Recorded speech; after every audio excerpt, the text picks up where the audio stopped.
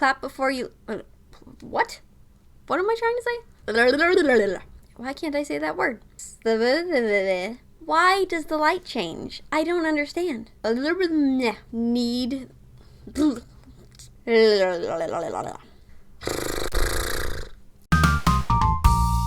Hey fellow fiction fanatics, I'm Chase. Welcome back to my channel. Today I'm going to be doing my Christmas book haul, where I'm going to be talking about all the books and bookish things that I got for Christmas. Alright, let's get into it. So the first thing I have here are two little bookmarks. One says, "We are stardust meant to shine." Really pretty and has a sun on it. I really like this one.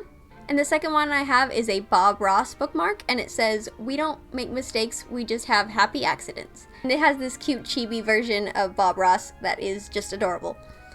The next thing I have here is a book tote, and it says "Book Love" on it, which I think is great. And lastly, in my bookish items, my husband made me another book sleeve. It is the Marauders map, and I really like it. Hi guys, Editing Chase here. So, as I was editing this video, my friend came over and actually gave me another Christmas present, and I had to show it to you guys. Michael is an incredible artist, and I can't believe he made this for me. It's a little mug, and it's got me on it. It says Fiction Fanatic, and I'm so excited. I don't even have words to describe how excited I am about this. So I decided that I'm going to put some of my metal bookmarks in here and display it on my shelves. So let me do that now. There we go. I literally teared up when I saw this. It's just so sweet, and oh my gosh, do I love this mug. So this is officially the last bookish thing that I got for Christmas. Moving on to the books. The first book I have here is Muse of Nightmares by Laini Taylor. This is the second book in the Strange the Dreamer duology, so I can't say too much about this book, but the first book is about Laszlo Strange and the lost city of Weep. There is this legend of this city, and for some reason, the name of the city has been wiped out entirely. No one can remember the name, and whenever they think of it, all they can think of is the name Weep. And Laszlo has spent his life searching through legends and myths and tales for any sign of this lost city, but he's always seen himself as a nothing, a no one, a librarian's apprentice at best, so what could he have to offer the lost city of Weep? But the dream chooses the dreamer, not the other way around. This is a fantastic story. I don't want to say much more than that. It ends in a way that you need the second book on hand, and this one is fantastic. I love this duology. Pick it up if you haven't, because it is just so good. And I'm so glad that I now have both books in my collection. It was given My Lady Jane by the Lady Janies, aka Cynthia Hand, Brody Ashton, and Jody Meadows. This story is just hilarious. Basically what they do is they take a character and turn their story on its head. This features Lady Jane Grey, who is a historical figure who I believe has one of the shortest reigns in history. I believe her reign lasted 8 days or something like that, and then I think she was beheaded. So the Lady Janies decided, let's give her a better ending. This story is just hilarious and chaotic, and one of the things I love about this, it literally says in this book, Part 1, where we rewrite a bit of history. And then it says, Part 2, where we throw history out the window. If that doesn't make you want to read the book, I don't know what will. This book is full of chaotic, hilarious energy, and I love it. And I'm so glad that I have this book in my collection. Next up, I was given Crazy Rich Asians by Kevin Kwan. This is a book that I was not expecting to like as much as I did.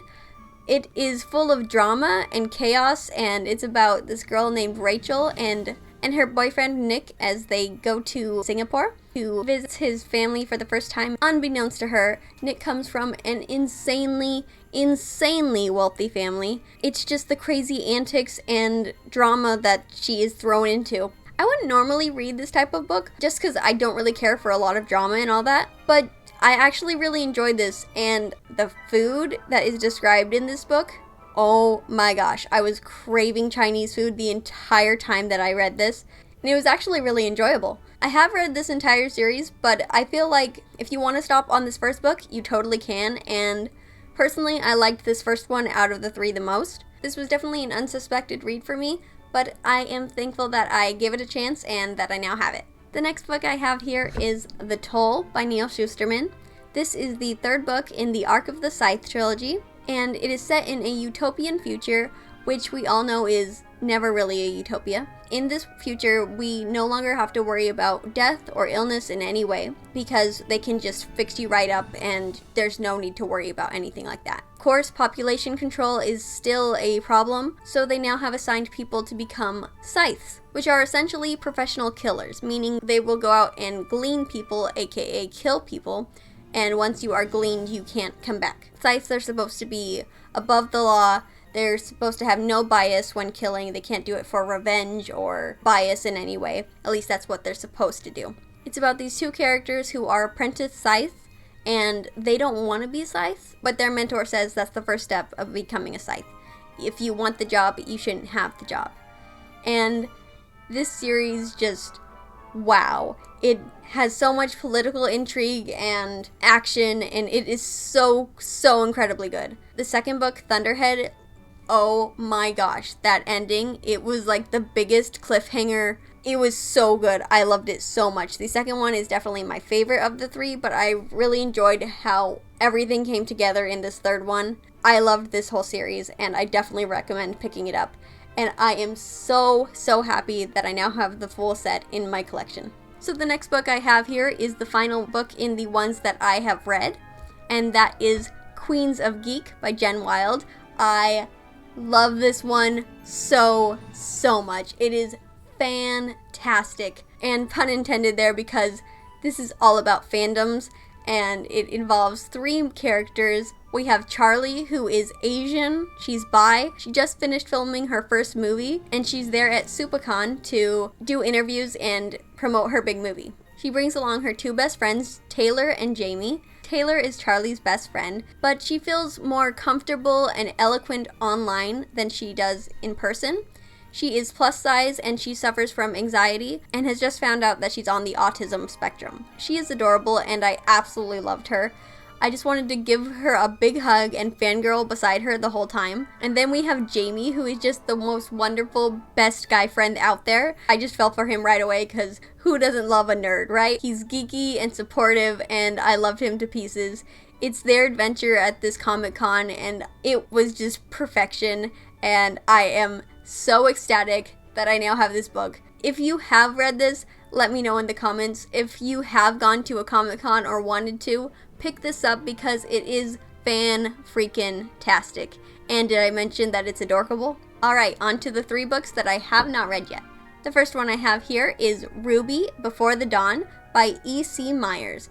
This is the second book in the Ruby series. I believe that's what the series name is called. This series is what happens after the fall of Beacon, and we feature Team Coffee, which has both Coco and Velvet, two of my favorite side characters in Ruby. It also goes a little more into their backstory, and I really liked the first one. And in this next one, we get to see more of Team Sun. I'm very excited to read this book and see what happens next. And the next book I have here is Clap When You Land by Elizabeth Acevedo. Elizabeth Acevedo is one of my all-time favorite authors. I love her so much. She just has a phenomenal way with words. This is the story of two girls, one who lives in New York City and the other who lives in the Dominican Republic. They are half-sisters, but they don't know that the other one exists until their father dies in a plane crash. I really don't know what's going to happen in this book, but I know that it's going to be good because it's Elizabeth Acevedo, and I'm very excited to get to this as soon as I possibly can. And I have to show you Under the Dust Jacket because it is gorgeous. Just look at this book. It is absolutely stunning. I love it so much, and I wish more books could do this. It's just, wow, it's incredible. And now I have all of her books in my collection, and I am thrilled. And last but certainly not least is Eliza and Her Monsters by Francisca Zappia. So this is the story of Eliza, who is the anonymous creator of the webcomic Monstrous Sea, but no one knows that she is the author, and then one of the biggest fans of her comics actually ends up going to her high school, and they bond over her comics, but she doesn't really want him to know that she's the author, and I believe her secret gets out, and her world is just turned on its head as the secret is released. I don't know too much else, but I really want to get to this, and I'm very happy that I can have it when I'm ready to pick it up. So those are all the books and bookish things I was able to get this Christmas.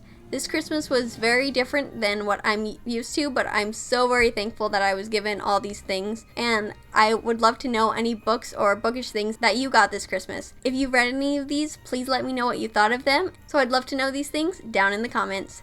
As always, thanks for watching. Don't forget to like, comment, and subscribe, and don't forget to share the love. I'll see you next time. Bye!